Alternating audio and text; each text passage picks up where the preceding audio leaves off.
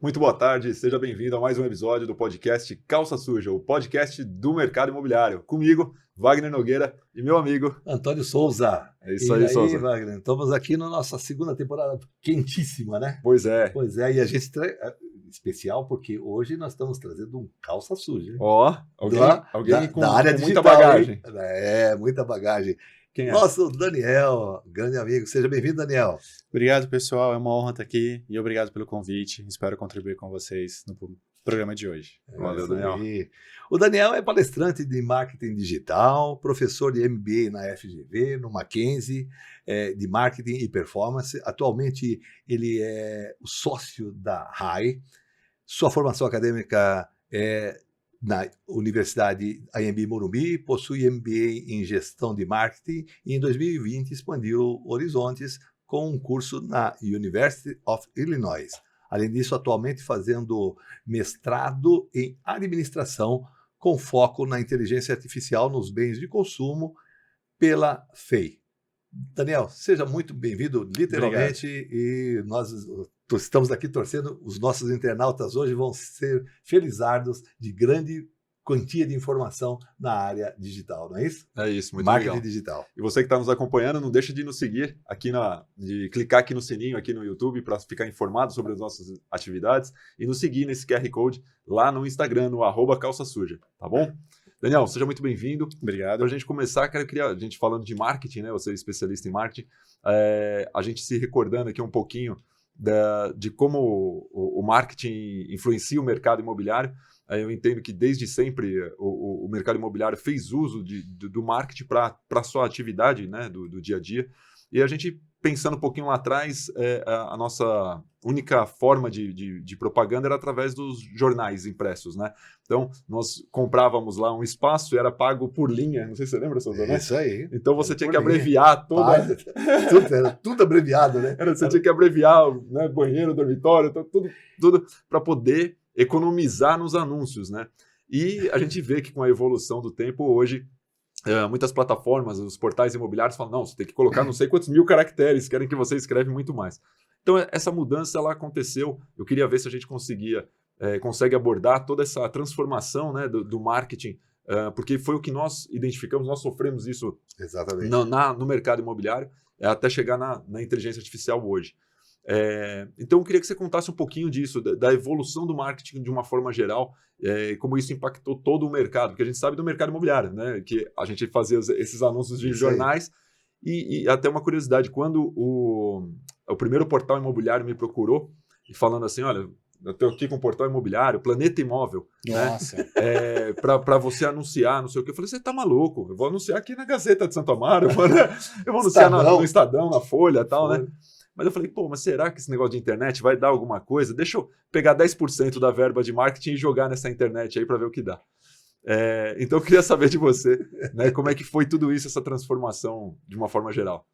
Legal, boa pergunta. E mais uma vez, obrigado pelo convite. É muito bom estar aqui com vocês. E eu vou contar uma outra curiosidade, então. A minha tia trabalhou no Primeira Mão. Lembra do amarelinho? Quer dizer, vocês jovens não vão saber o que da maçã. Antes da Apple, hein? Primeira Mão já tinha maçã mordida. Já tinha maçã mordida. E os meus pais trabalharam na Folha de São Paulo. Ah, que legal. E eu trabalhei no Estadão, no jornal físico, né? Então, eu acompanhei esse processo, essa evolução. Inclusive, a minha mudança de mercado foi muito baseado na tecnologia que estava nascendo. Então, eu comecei minha carreira trabalhando no Estadão. Foi o primeiro meio de comunicação que eu trabalhei. E de lá, eu já migrei para o UOL. E aí, eu não voltei mais para o digital, não voltei mais para o offline. Isso já são quase 20 anos. São 20 anos já que eu vivo no digital, né? E é um pouco assim, esse processo de evolução, a gente começou com os jornais de grande circulação, onde a gente tinha, sei lá, uma Folha, um Estadão, um exemplo que você trouxe, que ele batia facilmente 300, 400 mil de tiragem de forma local. Você tinha os jornais de bairro muito forte. Só que em ambos os casos, e a mídia no geral, e sem nenhum exagero, a mídia em geral ela depende muito de gerar desejo e interesse. Então, lá no passado, você tinha os jornais específicos, então eu comprava o Estadão no domingo, ou a Folha, porque eu queria comprar um imóvel, alugar, era uma bíblia, né? Nossa. Era um jornal grande. Hoje eu chego lá na portaria, vejo uns tabloides, eu falo, gente, o que aconteceu? Morreram, né, os jornais? Mas você tinha muito um comportamento específico que eu preciso alugar ou comprar um imóvel, eu vou no final de semana comprar aquele jornal para ter aquela informação, ou coisas um pouco mais populares, eu ia lá para o primeira mão. Acho que tinha essa organização. Então era um processo muito organizado, vamos dizer assim, mas dependia muito de respeitar uma regra. Com o digital e com a evolução da internet e do marketing no geral, a gente deixa de ter a mídia como o grande central de definição de quando e como você vai consumir aquilo, e com o digital ele passa a dizer o seguinte, olha, você consome quando, como e quando você quiser. E isso não é exclusivo do mercado imobiliário, isso é para todo o mercado. Mercado geral. E o grande propulsor disso, no final, é o Google. Porque se você parar para pensar, o Google foi o primeiro formato de mídia onde ele não gerava demanda, ele atendia a demanda. Então, praticamente todo mundo foi para lá, inclusive os portais, como você comentou, que ele tinha o interesse de transferem uma parte da verba para cá. Esses portais, quando pedia para você deixar 10% da verba lá com ele pegava essa verba e colocava lá no Google para levar a gente interessada do Google para dentro do seu portal e assim, consequentemente, ter a conversão. E aí eu não sei qual a experiência que você teve nisso, mas em si o que a gente acaba acontecendo é a gente sai de um comportamento de gerar desejo para atender demanda. Então, o primeiro ponto onde o digital ganha força é atender essa demanda que existia. Hoje, o que a gente acaba acontecendo a gente tem ainda atendimento de demanda, só que a concorrência hoje é tão forte que nos obriga também a gerar demanda. E a gente passa por um problema muito grande hoje, que talvez seja um assunto talvez um pouco cabeçudo, que é algoritmo. Então, antigamente, se você ligasse pro Estadão e dissesse assim, olha, eu tenho um imóvel legal, manda um jornalista aqui, talvez você conseguisse alguém do Estadão ir lá fazer uma reportagem do seu imóvel. Hoje não existe isso. Hoje são algoritmos que são blindados, quando a gente fala da opacidade digital, onde você não tem a clareza das regras, de como funciona. Então, hoje a gente depende 100% de algoritmos. E aí, como a gente estava conversando aqui no offline, por que as plataformas pedem para que vocês coloquem muita informação? Para tentar ao máximo nutrir o algoritmo de que o que você está fazendo é interessante para aquele potencial consumidor. Porque hoje no digital que a gente tem são bolhas. Então, o meu influenciador que tem 5 milhões de seguidores é inexistente para você, que deve ter um outro influenciador que deve ter outros 6, 7 milhões ou 8 milhões, que também é inexistente para mim. Então, hoje a gente vive nessas ilhas, né? Então, o nosso desafio, e aí eu não sei se era para ir tão longe assim. Sim, fica à vontade, a ideia é essa. Tão longe assim, o nosso desafio é sempre estourar essas bolhas. Porque o que a gente tem que pensar é que talvez numa bolha do lado, nessa ilha próxima aqui, vai ter um potencial consumidor interessado em comprar o seu negócio. É quase a ideia do panfleto. Você falou do jornal, mas até hoje eu sou impactada pelo panfleto. Ontem, domingo, eu estava passando, inclusive aqui na Avenida Ibirapuera, e a menina me entregou um panfleto, vai lá conhecer o imóvel, olha, você vai ganhar uma cafeteira, não precisa nem comprar o imóvel, só passar no estande você já ganha uma cafeteira. Eu me senti muito, não vou passar lá, não vou comprar, por que eu vou pegar uma cafeteira aqui? Não, mas passa, você vai ganhar uma cafeteira. Então, a ideia é justamente pegar essa informação, levar para o digital, né, e transformar isso em algo que realmente seja interessante, em pessoas que estejam interessadas. E o panfleto, a ideia de trazer o panfleto é tentar furar essa bolha. Imagino eu, né, se a pessoa está passando por aquela região, ela pode não ser daquela bolha e eu entrego o panfleto, eu estouro aquela bolha. Que é o meu caso, eu moro no Paraíso, mas estava por acaso andando aqui por Moema naquele dia. Interessantíssimo, né? E quando você fala de panfleto, você sabe que me fez voltar aqui, né, no tempo, né? O Wagner, eu ia brincar com ele, quando ele falou assim, você lembra dos anúncios do jornal? Eu falei assim, não, fiquei sabendo disso agora há pouco. Mas, claro, nossa, essas histórias todas que me fez lembrar quando a gente falava de abreviaturas, né? Isso me fez lembrar logo que começou também o WhatsApp, né? As pessoas trocando as informações e colocando abreviatura de palavras. E eu faço questão de escrever, quando eu passo alguma mensagem, eu faço questão de escrever completo. Não coloco nada abreviado. Acho que talvez seja trauma dessa época, né? Não. Porque era VG, AP, WC, lavar. Ou seja, a pessoa tem que entender, tentar entender, né? Mas era uma O WhatsApp loucura. ainda tem a sua linguagem própria, né? Você tem muitas abreviações e tal. Sim. E também ainda é uma comunicação dúbia. Tem gente que você manda um joinha não entende aquilo como algo positivo, né? Você simplesmente você manda um joinha, fala, ok, Ok, né? Manda beleza, né? Beleza. Tem gente que se ofende, você fala, pô, É como verdade. assim? Né? Só manda um joinha, né? A gente tem uma dificuldade hoje, é que assim, ó, qual que é o nosso problema hoje? Quando a gente pensa numa geração passada, a gente tinha 2 gerações no mercado de trabalho. Hoje, a gente tem praticamente 4 gerações no mercado de trabalho. A geração que conviveu com WC, lavabo, era LAV, GAR, que era garagem, Dorme, que era dormitório. Então, a gente tem, desde essa geração que ainda está consumindo e comprando, até as gerações mais novas que, se falar um lave, ele vai falar, o que é isso? Se você mandar um joinha, ele vai te responder com um joinha, ou vai te mandar um meme, uma figurinha, Sim. como uma outra geração vai falar, não, peraí, mas ele tá mandando imagem? Não, quem esse cara pensa que eu sou? Eu não sou amigo dele para isso. Né? E ele vai querer que você ligue. Sim. Enquanto a geração nova não quer receber ligação. Eu, por exemplo, adoro ligação. Eu sou velho. Eu sou velho. Eu gosto de ligação. Você está falando uma coisa que a minha filha faz isso. Ela detesta, quer comunicar, só escrever. Se você manda uma mensagem, olha a loucura que eu fico imaginando. Tem gente que coloca na velocidade 1,5, outros só na velocidade. E se tivesse uma velocidade 3, eu acho que o pessoal ia ouvir. Né? Parecendo aquelas final de propaganda de medicação, né? Mas se dá umas marchas procuradas. Loucura isso, né? E Daniel, a gente falando um pouco da evolução, né, de tudo isso e do marketing, inclusive. Eu me recordo que logo quando surgiu essa época que surgiu a internet, que surgiu Photoshop e tudo mais, teve uma propaganda que chegou a ser veiculada na televisão de uma moça sem umbigo. Não sei se vocês se recordam disso, pode jogar no YouTube, sim. buscar no Google isso daí. Se não me engano, era no comercial da Havaiana, sei lá, uma moça na praia, né? E ela tava lá passando na praia sem umbigo. Aí os caras falaram, o que aconteceu?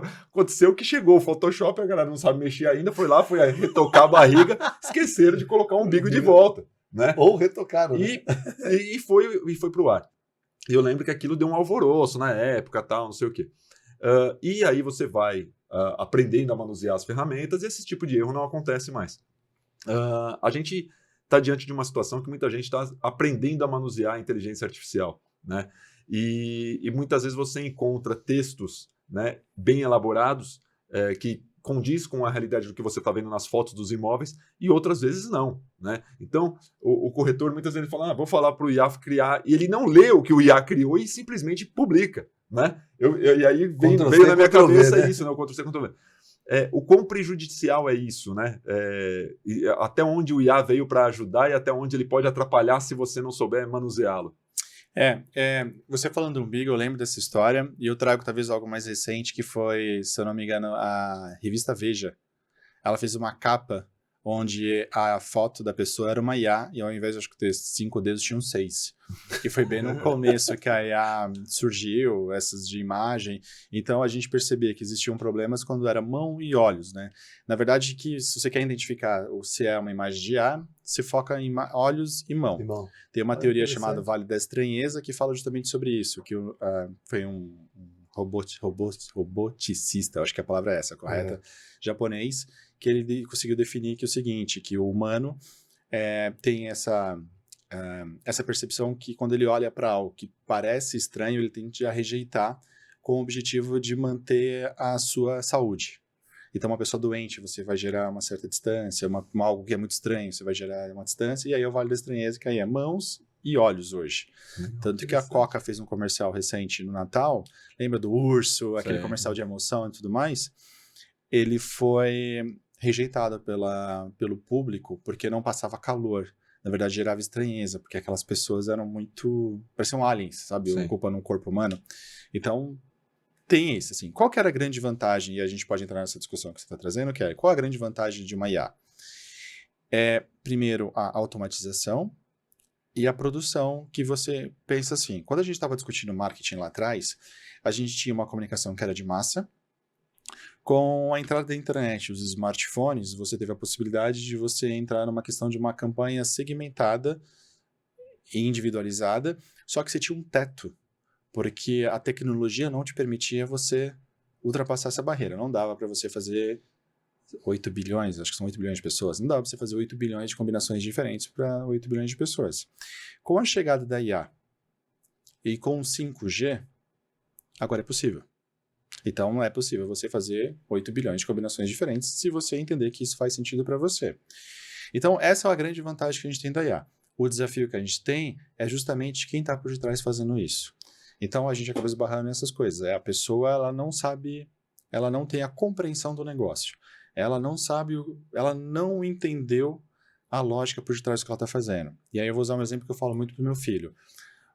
A grande discussão que eu trago com o meu filho não é sobre saber mexer ou não na IA. Hoje, qualquer ser limitado consegue mexer numa IA. Agora, se você tiver a capacidade de você ter repertório, você tem entendimento de negócios, você ter uma clareza do qual é o seu objetivo que você quer, você consegue extrair tudo aquilo que você precisa dentro da IA, e sim, você precisa fazer as revisões. Isso é um processo natural que é muito importante. E aí, falando de texto, acho que é muito isso, assim, as pessoas hoje, elas pegam uma informação na internet e falam, quero igual. E a IA vai fazer exatamente aquilo que ela pediu. E aí ele vai pegar essa informação e vai replicar. E isso não é exclusivo do mercado imobiliário, tá? Teve advogados que apresentaram defesas, petições com informações totalmente erradas que a IA gerou para ele, porque ele não sabia o que pedir. Matérias jornalísticas que foram lá, que vem até aquele prompt em cima, já que você pediu isso, está aqui a informação que você acha que é pertinente. Então, então existe muito isso no mercado, entendeu? Agora, a grande vantagem, e aí eu vou trazer um exemplo. Eu tive 2 experiências no mercado imobiliário. Eu fui host, não sei se eu posso dizer se isso eu fui host do Airbnb, e aí eu tinha uma casa no interior, e falei, e agora? Como é que eu vou fazer uma descrição legal? Como é que eu vou me destacar dos meus concorrentes? Aí a vantagem da IA. O que eu tenho de benefício? Minha casa tem isso, isso, isso, isso e isso. Como eu me sinto dentro da minha casa? E assim, assim, assim. Como é que eu quero que a pessoa tenha experiência quando ela visite minha casa? Exatamente igual a minha. Você pode criar um texto que seja emotivo e gere a mesma emoção que eu estou tentando transmitir? Pronto. Eu me tornei em 6 meses o queridinho do Airbnb e um super host. Olha aí. Com a ajuda da IA, justamente isso. O segredo da IA, então, Daniel, você diria que está exatamente também na formulação das perguntas, da forma como que você vai estar fazendo? Porque se você fizer uma pergunta muito longa, um texto muito grande, de repente, para buscar essa informação, ela meio que desvirtua? Ou você tem que ser muito objetivo? Não, na verdade, assim, existem situações e situações. Quando a gente fala de IA, e acho que tem pessoas até mais gabaritadas para discutir o universo geral de IA, eu vou focar muito aqui em marketing. Sim. Você tem diversos tipos de IAs. Tem IAs específicas que elas vão atender telefone, tem IAs gerais que vão fazer de tudo. Eu uso algumas de imagem e uso as mais corriqueiras do mercado, como o ChatGPT. Para mim, hoje é uma das minhas melhores ferramentas. Mas só para você entender, dentro do mercado de mestrado, que é o mercado acadêmico, hoje você tem IAs que eu aperto um botão, ela faz a busca em todas as bibliotecas do mundo. E me trazem artigos relacionados àquele assunto específico que eu quero estudar. E trazem, inclusive, o quão próximo do meu assunto aqueles artigos estão. Então, hoje... E tem até resumo, né? O resumo, então, é o de praxe. É o de praxe. Agora, qual que é o desafio? Depende muito, assim, se é uma coisa pontual que você vai fazer, uma coisa nunca mais vai fazer, ou se é aquilo que você está constantemente trabalhando. Então, por exemplo, se você trabalha com produção de conteúdo, vale a pena você ter um bom detalhamento do que você quer, qual a imagem você quer passar, qual o perfil de cliente que você quer trabalhar. Porque quando a gente está falando de marketing, esse é o grande desafio. Você não vai atender todo mundo, você vai atender um perfil de cliente. Sim. A partir do momento que você vai atender um perfil de cliente, o que esse cliente espera? Né? Vou trazer, enfim, uma coisa que eu descobri ao longo do tempo e aí vocês podem me corrigir se eu estiver errado, acho, pelo menos o que me explicaram é isso, que, por exemplo, a pessoa que compra imóveis de alto padrão, eles querem um imóvel vazio, porque eles vão deixar do jeito que eles querem. Personalizado. Né? Personalizado, certo? Então, para esse tipo de público, não adianta falar que eu vou colocar uma banheira X, um móvel Y, ele não quer isso. Ele quer, se ele está comprando um imóvel de alto padrão, ele vai deixar do jeito que ele quer. Então faz sentido na comunicação eu dizer que já está tudo pronto para ele? Se ele vai querer derrubar tudo e refazer? E eu vou cobrar mais caro por isso? Né? Então esses são pontos... Imaginando que está agregando valor, né? Imaginando que está agregando valor para um público que não quer isso. Que não precisa. Que não quer isso. E aí eu vou trazer exemplo. Eu acabei de vender esse imóvel no interior, e aí a pessoa perguntou, você vendeu de porteira fechada? Eu falei, não. Vendi vazio. Pô, mas por que a pessoa não comprou? Não, porque a pessoa não queria. Ela queria um imóvel vazio, que era um imóvel de alto padrão, que ele quer fazer do jeito dele. Ele quer só a carcaça e o resto ele vai fazer do jeito dele. E isso é o ponto. Isso é interessante. Agora, se a gente está vendendo um imóvel para um estudante ou para uma pessoa que está vindo para São Paulo, solteiro, para ele talvez faça muito sentido, ele não ter que pensar em geladeira, armário, essas coisas. Para ele talvez faça sentido. Né? E para ele faz sentido estar perto do metrô. Sim. Então, Um basicamente... espaço que ele vem para dormir, né? Não só para ser dormir, tão né? grande. Não precisa ser tão grande. Então, o objetivo é, quando a gente está falando das IAs, a gente tem que ser detalhista. A gente precisa trazer muita informação para ter o resultado que a gente espera. Senão detalhe, ele vai ser dica. muito genérico. Uma boa dica, Tá. porque se fizer uma pergunta muito aberta... E ele vai te trazer uma resposta aberta.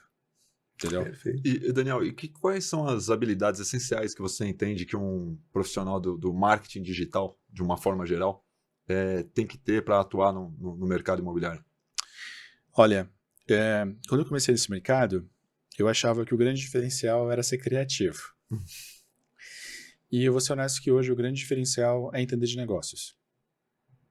Tá? E não só no mercado imobiliário, mas em qualquer mercado. Porque é justamente isso. Assim, quando você pensa de uma forma criativa, é legal. Eu acho que faz muito sentido. Mas só se você unir o criativo com essa pegada de negócios, aí começa a diferença. Porque no final todas as demandas, desejos, o que a gente chama de dores, né? A gente lá na agência chama de dores. Todas as dores têm um porquê e a gente tem como objetivo sanar essas dores. Então, a partir do momento que ele começa a entender como negócio aquilo, por que eu estou comprando aquele imóvel, isso vai fazer a diferença. Então, por exemplo, por que eu vou comprar um imóvel com o Wagner? Ah, mas você tem um outro corretor que está vendendo um imóvel parecido mais barato. É porque eu sei que o Wagner, eu posso comprar que ele não vai me dar golpe.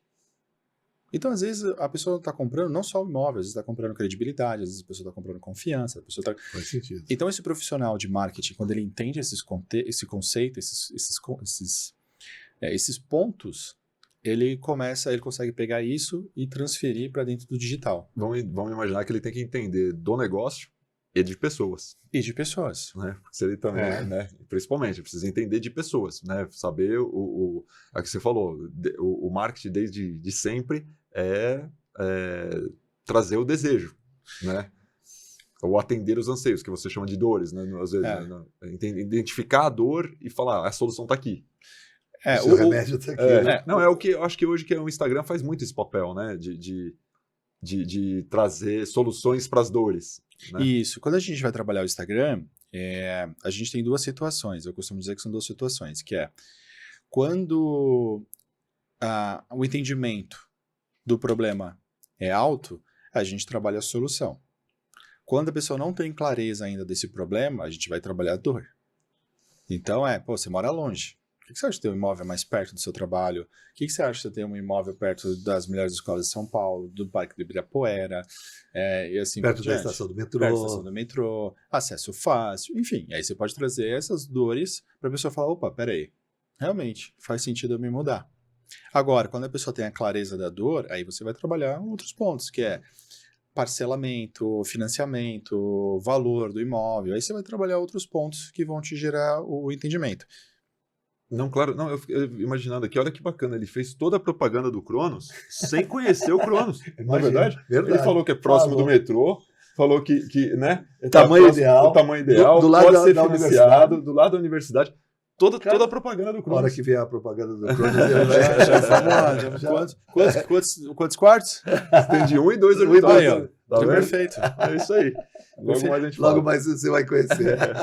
E eu acho que tem uma coisa bacana que a gente pode discutir, que é o que você falou, assim, quando a gente fala de negócios, na verdade a gente está falando de pessoas, porque o Kotler, no seu livro de marketing, né, que é a Bíblia do Marketing, o que ele traz que marketing nada mais é do que empresas gerando valor e recebendo por isso das pessoas. Então, as pessoas compram aquilo porque elas entendem que é valor. Então, no final, marketing é uma troca. de algo que a empresa tem para oferecer pelo que o público está interessado. No final, a gente está falando de vender, vai. A grosso modo, a gente está falando para vender. E, basicamente, esse valor agregado tem que ser percebido pelas pessoas. Certo? Então, esse é o ponto. E aí, quando a gente volta a discutir IA, onde a IA também pode ajudar? Por exemplo, imagem. Quantas vezes você não já abriu um imóvel que você fala, nossa, meu Deus, parece um cativeiro. Verdade. Eu tenho um amigo que se mudou recentemente para São Paulo. Ele falou, pô, me ajuda a achar. Eu falei, vamos lá. Aí eu, nossa, aqui parece um cativeiro. O quê? Eu vou pagar tudo isso por um cativeiro? Né? E no final a pessoa só não soube tirar as fotos bem. E talvez uma IA possa resolver isso. Quando você chega lá, é uma vista bonita, um lugar bacana. Explorar bem os ângulos, né? Só não soube trabalhar bem os ângulos. E a IA talvez possa te ajudar nesse processo. E voltando nessa questão, quais as habilidades que você entende que é um profissional de marketing, a pessoa que quer atuar em marketing para o mercado imobiliário, de uma forma geral. O que você entende que ele seria essa captar a essência da pessoa e a essência do negócio também, do produto, porque às vezes nem sempre é os mesmos produtos. Dentro de uma empresa mesmo você pode atuar com como você disse, o alto padrão, o popular, alguma coisa assim. É isso, então. Isso. E eu diria também que hoje é saber contar boas histórias interpretando números. Qual que é a loucura? Que é um dos pontos. Hoje a gente fala muito dados. Então, qual que é o desafio? E aí eu acho que em alguns momentos do mercado imobiliário, não estou dizendo que são todas as empresas, mas algumas falham, principalmente quando eu visito um stand e eu sou reimpactado várias vezes por empresas diferentes. Dados nada mais é do que eu visitei um stand, captou aquela informação. Qual que é o meu perfil? Bom, se eu visitei um imóvel X, eu deveria entrar numa base ou num cluster que a gente chama de pessoas daquele perfil de imóvel. E a partir de então, aquela empresa trabalhar a minha segmentação sempre relacionado àquilo. Se eu tiver interesse em saber se realmente é aquilo ou não para mim, a empresa ela pode me ligar e perguntar, olha, isso te interessa, não te interessa, você quer imóveis mais baratos, você está pensando em investimento? Quais são? As informações básicas. E a partir disso, eu fazer um relacionamento com você. E quando eu falo de entender contando histórias usando números, é isso. Quantas pessoas iguais ao Daniel, a mim, estão naquela base? Quais são as necessidades? Então eu vou contar uma história para converter ele, para mostrar, nossa, como esse imóvel é legal. Hoje eu não tenho dinheiro, mas amanhã eu vou morar lá. Passa a ser um objeto de desejo. Um objeto de desejo. Né? Quando a gente pensa, por exemplo, nos imóveis que a gente estava até discutindo outro dia do Pininfarina, é um objeto de desejo. Sim. Né? Sem dúvida. E aí... Passa a ser realmente... E Daniel, hoje a gente falando, né, dos profissionais de marketing, mas pensando no corretor de imóveis, né, o corretor autônomo ou o corretor associado a uma imobiliária e tal, quando ele vai desenvolver, né, algum anúncio, alguma estratégia de marketing, às vezes não só o anúncio, mas estratégia de marketing de modo geral, para divulgar aquele produto. Vou até usar uma parte do nosso programa nós temos um quadro que chama Dica Imobiliária. Né? E nesse quadro de Dica Imobiliária, eu sempre costumo trazer coisas da legislação, ou do contrato de compra e venda, ou de locação e tal. E hoje eu gostaria de usar esse quadro para Dica Imobiliária. Para que você pudesse trazer essa dica para o nosso internauta, para quem está nos assistindo, para o nosso corretor de imóveis. Então, como que ele poderia fazer um anúncio mais atrativo, mais assertivo? Tá. Acho que o primeiro ponto que a gente tem que pensar é aonde o seu público está. Eu acho que esse é o primeiro desafio. Porque se a gente estiver falando de um público, talvez de um padrão mais alto, dificilmente ele esteja no TikTok, por exemplo. Talvez ele esteja e aí seu público pode estar no Instagram, seu público pode estar no Pinterest, seu público pode estar no próprio Google. Então acho que o primeiro desafio que a gente tem que entender é onde esse público está. Esse é o ponto inicial que a gente tem que entender. A partir daí, a gente tem que entender quais são as necessidades que a gente discutiu aqui. E o ponto importante é segmentar. Porque pensa o seguinte, aí eu vou pegar... Eu não sei se eu poderia falar. Claro. Isso aqui, para falar tudo aqui. Tá daqui a pouco você vai ver o Souza falando aqui, você vai ver que eu não posso falar tudo. Não. Eu ia trazer só eu ia trazer alguns exemplos. Eu acho que o mais famoso hoje no mercado digital é o Ricardo... O Instagrammer, TikToker, que fala do mercado imobiliário. Ricardo... Tem um Ricardo, não tem? Tem. O que ele fez? Ele nichou no luxo. Ele focou no luxo, Goiânia, se não me engano, é a região onde ele trabalha, não é isso? Isso mesmo. Ele trabalha luxo, Goiânia. Ponto. Então, se eu quero imóveis relacionados a esse setor, quem que eu vou entrar em contato? Com ele.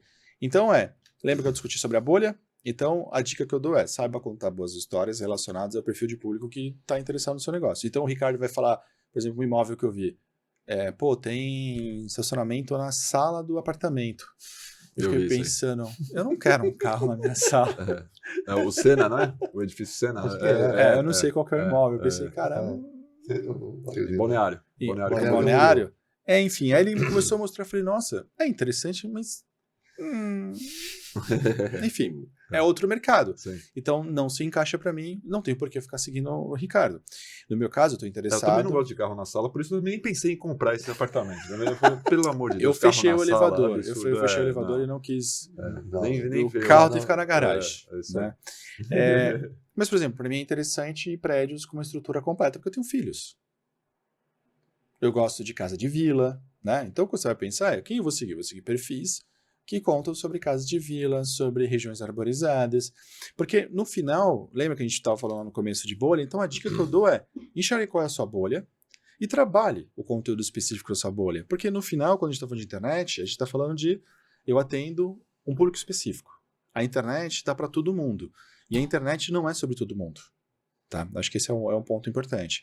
E a gente tem uma discussão hoje muito forte que isso, presta atenção.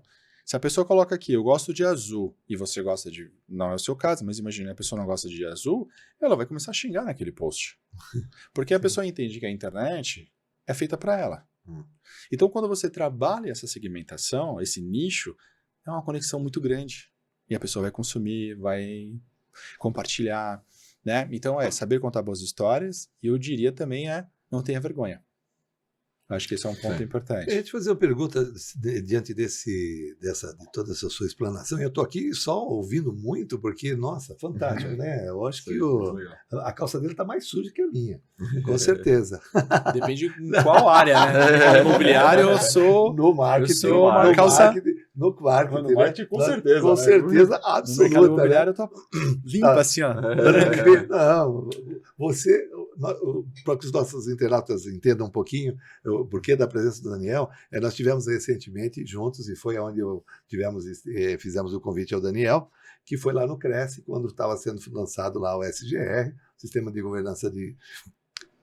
e aí ele falou sobre o marketing lá especificamente, e eu falei, nossa, que fantástico. Você explanou algumas coisas muito importantes, algumas dicas, além dessa que você acabou de dar. E você comentou agora há pouco a respeito de identificação do seu público, né? Onde o meu público se encontra. Então, eu estou num determinado nicho, como você falou do Ricardo. Ele fez muita divulgação, um marketing, talvez um marketing pessoal, para dizer, olha, eu trabalho nesse mercado. Então, aí houve uma convergência desse público para ele. E quando o corretor, eventualmente, não tem essa leitura, ou ele não se especificou, como ele pode identificar através dessas plataformas, ou de tudo que você tem no mercado, para ele trazer ou buscar esse público e talvez se direcionar para ele? Existe alguma coisa nesse sentido? Não sei se eu me fiz entender. Eu acho que sim. Existe um desafio muito grande quando a gente não tem uma segmentação, porque qual que é o desafio que a gente enfrenta hoje da internet? E eu estou te falando isso porque eu sou tanto professor de MBA, como eu também ensino a apertar botão. Então, se você quiser uma aula de Google Ads, eu vou te ensinar como montar uma campanha do zero, otimizar e tudo mais, uma campanha de Google Ads, tentar Instagram, TikTok e afins. Mas qual que é o desafio hoje em dia? O desafio começa com o investimento. Sim. Né? A gente pensar que mais de 80% da população, 90 e poucos por cento da população brasileira está na internet. Se você não tiver bem direcionado as suas campanhas, vamos pensar no Google agora. A pessoa está lá interessada, quer um imóvel de 2 quartos em Moema. E você tem um de 3 quartos. Você vai falar, não, mas quem quer 2 quer 3. Só que qual que é o ponto? E a gente pode discutir isso, que quem quer 2 não quer 3. Se ele quisesse 3, ele procurava 3 no Google. Sim. E aí quando você fala, eu posso aparecer por de 3, eu estou deixando de mostrar o meu anúncio para quem queria 2. Aí você pode falar assim, mas eu vou colocar Moema, Planalto Paulista, acho que é perto, né? E Paraíso. Ibirapuera. De novo, eu estou deixando de atender as pessoas que querem 2 quartos em Moema. Então, quando eu falo sobre ter clareza no perfil de público que você quer atender é basicamente pensando nisso, pensando que se eu não direcionar o meu foco, o meu investimento, eu vou desperdiçar dinheiro. Porque aí a pessoa vai clicar e a pessoa não vai ler escrito lá, não, esse aqui tem 2 quartos, eu não vou clicar. 3 quartos, eu não vou clicar. Ele vai clicar, ele não vai ler. Aí quando ele entra, fala, não é isso que eu queria. E volta. Porque a facilidade é muito grande, é um clique para entrar e um clique para sair. Só que o seu dinheiro Só que esse foi. clique custou. Tem, É isso. tem um custo. Esse clique custou. E quanto mais pessoas entram no seu site e saem sem nenhuma ação, mais caro fica a sua campanha. Então, quando a gente fala sobre essa questão da segmentação, de um jeito muito prático, é sobre isso. Ou seja, corretor, se especialize, tá certo? Escolha uma área para você trabalhar. Exatamente. Quer trabalhar com galpão, se especialize em galpão. Quer trabalhar com apartamento, se especialize em apartamento. Lançamento, avaliações, né? E assim por diante. Casa em condomínio, sobrado, o que você vai trabalhar? Áreas, Especialista, né? Se torne Área, especialista tamanho, na sua área. Tamanho de imóvel, perfil de público, Aí família. você vai falar a mesma língua, né? Porque quem está procurando normalmente tem, principalmente, você falou aqui uma coisa de galpão, e isso me fez lembrar um tempo atrás, há muito tempo atrás, eu acho que tem sempre essa visão. Eu imaginava, se eu tivesse que recomeçar, eu iria ser um especialista. Porque, na verdade, todo corretor, como o corretor está sempre correndo atrás do rabo, de certa forma, né? Fica que nem louco. Então, o que aparecer, ele atira para todo lado. Quando, na verdade, se você especializando, você começa a se tornar numa coisa que eu acho que é extremamente importante, acho que para todo mundo. Quando você se torna referência. E quando você se torna referência, putz, é legal. Eu sinto isso algumas vezes ainda, não sou a super referência, mas o pessoal fala, pô, vou falar de avaliação. O cara fala com o Souza. Souza, você está sendo humilde, né? Não, sério mesmo. Não, de fato. Então, acho que é muito importante isso. Né? E o marketing... A gente costuma brincar, eu brinco muito com meus alunos. Eu falo, se tem um problema no coração, você não vai no ortopedista. Ponto. Entendeu? Então é isso. Então, o que cada vez mais a sociedade está pedindo, né, por esse especialista. Né? Buscando o que você falou, vai criar sinergia com aquilo que você está apresentando. Mas só para a gente terminar o quadro, esse foi o quadro Dica Imobiliária de hoje. Muito obrigado. Verdade. O Daniel contribuiu com ele. E Daniel, a gente falando do marketing, né, de forma geral, você falou, a gente está falando muito sobre a internet, mas você acredita ainda que existam outros meios e que é válido ou não você investir em outros meios de marketing além da internet para o corretor de imóveis? Bom, a gente falou do panfleto, né? Ainda é válido isso ou não? Eu vou trazer uma percepção muito específica, que hoje eu brinco com os meus alunos, com o pessoal da agência, que eu trabalho com tudo aquilo que eu posso comprar, gerenciar, otimizar e apresentar resultados. Então, eu estou dizendo isso porque hoje, basicamente, eu trabalho só com o digital, tá? Digital, mídia exterior e coisas do tipo, mas tudo aquilo que eu possa gerenciar e eu possa, vamos dizer assim, que eu possa acompanhar aquele usuário, entendeu? Se eu não consigo acompanhar o usuário, se ele fez a ação e chegou no meu objetivo, hoje a gente não roda a campanha. O que não quer dizer que não funcione, né? Eu, particularmente, gosto muito de mídia exterior. Eu gosto tanto daquela mídia exterior que está nos elevadores, que acaba sendo a mídia... Eu falei Wikipédia, mas é alguma coisa... Eu confundi a cabeça dos dois. Eletromídia, alguma coisa desse tipo. Pô, eletromídia é fantástico. Né? Você pode impactar pessoas que estão desde saindo do trabalho, naquela região específica que você quer trabalhar. Dá para você trabalhar o mobiliário urbano, acho que é uma coisa muito legal, dá para você pensar. Dá para você trabalhar pensando em experiências, isso eu acho uma coisa muito legal. Agora, uma coisa que, e aí ao meu ver, eu não faço esse tipo de campanha, mas para mim não faz sentido, é um apelo como aconteceu essa semana. Tipo, olha, toma esse panfleto, visita lá e e ganha uma cafeteira. Quanto custa uma cafeteira? Custa R$300 uma cafeteira. Verdade. Você pagou para fazer o panfleto, pagou a menina para estar ali na rua, e você vai levar uma audiência que talvez não tem interesse. Não é a que está lá. Mas ela quer a cafeteira. Ela quer a cafeteira. Exato. Né? Então, acho que esse é um ponto que acaba sendo um desafio. Outro ponto que, para mim... então, isso para mim, eu acho que é um desafio muito grande. Mas eu não vejo um problema a distribuição de panfleto. A grande discussão é justamente essa. Qual é o apelo que você vai fazer para levar o usuário para aquele lugar sem real interesse em consumir, e você vai gastar um dinheiro para você ter aquela venda. né? Faz todo sentido. Então, isso é uma coisa que me incomoda bastante. Mas eu acho que o mobiliário urbano funciona bem. Pensando em São Paulo, que você tem grandes concentrações de trânsito, né? Sim. Porque eu acho que, assim, tudo aquilo que eu tiver a atenção do usuário, mesmo por alguns segundos, para mim é interessante, certo? O desafio é que eu não consigo mensurar de uma forma muito assertiva. Eu não sei se foi o banner, se foi o vídeo que ele viu, se foi o spot no rádio que ele ouviu. Não sei, né? Então esse é o único problema que acaba me incomodando um pouco. Mas eu acho que ok, que é válido. Né? E aí o segundo ponto que às vezes eu acho o desafio é a avaliação da ação no ponto de conversão, que é no caso no stand ou na visitação do imóvel, enfim. Eu acho que isso acaba sendo também uma falha em alguns casos. Mas enfim, eu para ser honesto, mobiliário urbano, vai. Eu diria que mobiliário urbano. Não sei se outros... Jornal não tem mais... Mas você sabe que você falou de jornal? Talvez existem algumas particularidades. Você comentou aqui que trabalhou no Estadão, e eu também tive a oportunidade de trabalhar no Estadão, e depois eu trabalhei na Abril Cultural também. Que legal. Mas aí na Abril Cultural foi no departamento de marketing da distribuidora, então era uma outra situação também.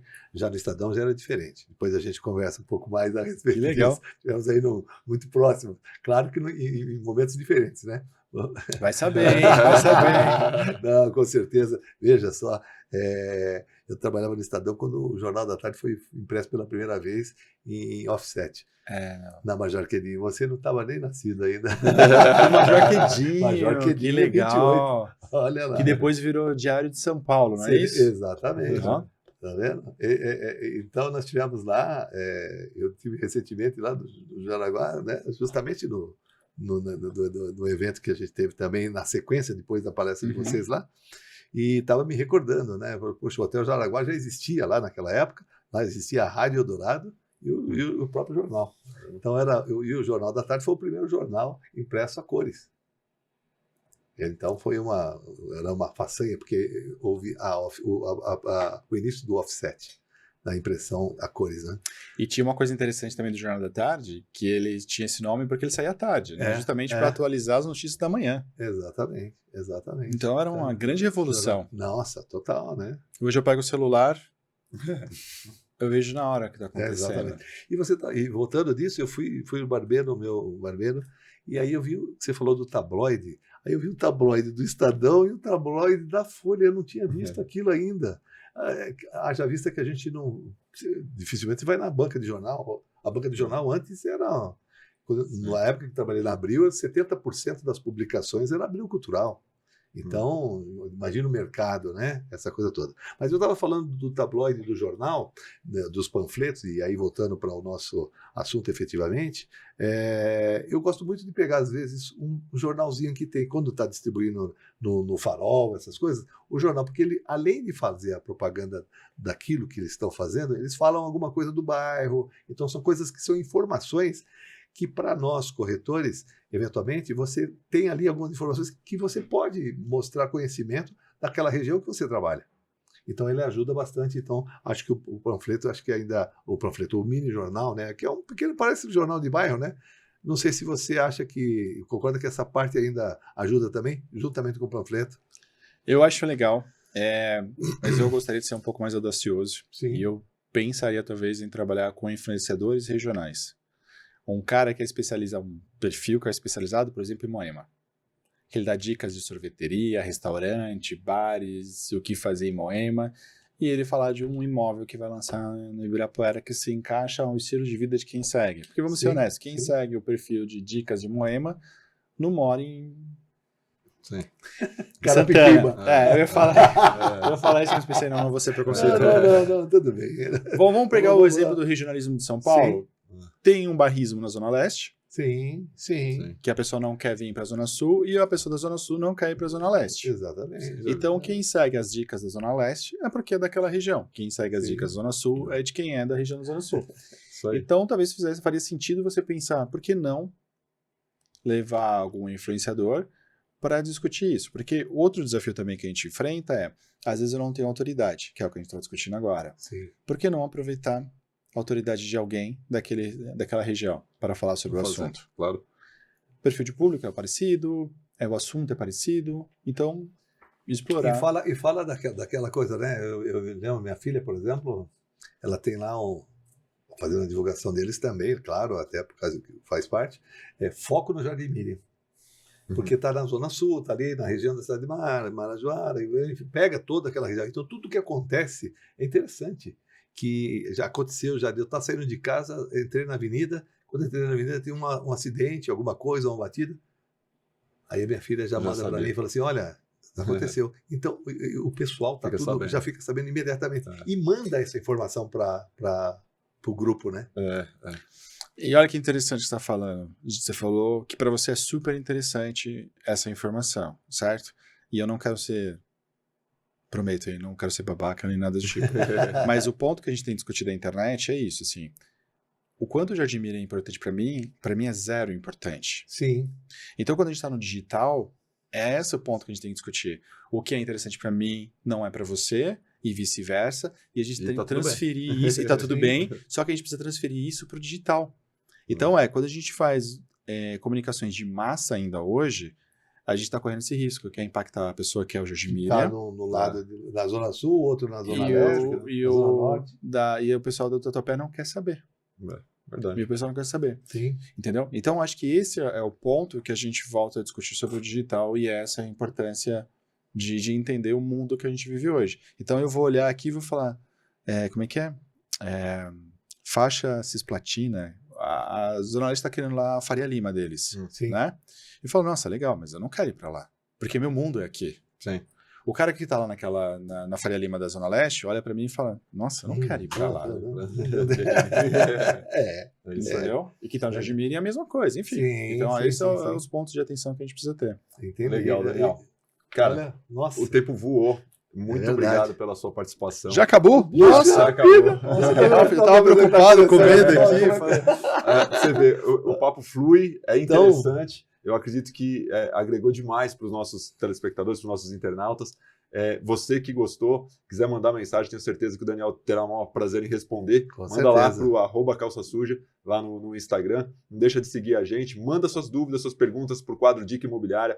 Manda quem que você quer que a gente traz para cá também de convidado. Será um prazer atendê-los. E eu quero só te agradecer, Daniel, pelo tempo que você se dedicou aqui para nos esclarecer tudo sobre marketing digital. Acredito que foi de grande enriquecimento. Não tem a menor dúvida. Tem muita coisa por fazer realmente, né, Daniel? Eu acho que a gente tenta levar o objetivo do nosso podcast é levar um pouquinho de conhecimento para o nosso internauta, é levar um pouquinho desse conhecimento importante de um professor de MBA. Poxa, impagável isso. Agradeço você imensamente por isso. Você já está convidado a voltar e a gente explorar um pouquinho mais do seu conhecimento, passar algumas coisas que você também possa achar importante e vai ser de total valia para todos nós. Muito obrigado pela sua presença. Obrigado pela presença e fico à disposição para ajudar nas dúvidas do pessoal. Valeu. Aí você pode deixar aqui os seus contatos e o que isso acho que isso é muito importante, né? Legal. Pode fazer o jabá. Fazer o jabá, né? Perfeito. É isso aí, bem à vontade. Bom, quem quiser saber mais informações, pode me seguir no Instagram também, que é o @DanielRGalvão. No LinkedIn, Daniel R. Galvão. Quem quiser saber mais também sobre a agência é HY, né? HYDMI.com.br, que é HY Digital Marketing Innovation, né? Então ficou HYHDMI.com.br. E lá eu vou respondendo as pessoas conforme as mensagens. Legal. Acho que isso já tem. Muito bom. No TikTok também. O Daniel R. Galvão. Vai ver o Daniel dançando lá. Então, você que ficou com a gente até agora, muito obrigado. Não esqueça de nos seguir. Obrigado, e a partir de terça-feira, toda terça-feira, 18h30, estamos ao vivo aqui. Calça Suja. Vem com a gente. Valeu, pessoal. Obrigado.